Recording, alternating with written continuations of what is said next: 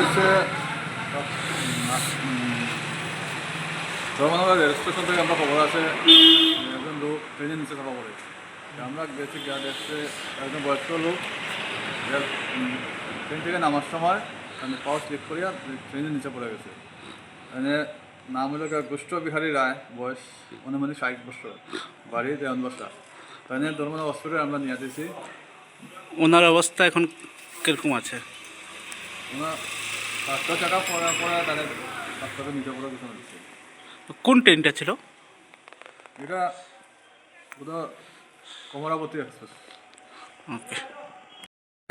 এখানে fire service থেকে গুস্ত বিহারী রয় নামে একটা পেশেন্ট, 60 ইয়ার্স মেল।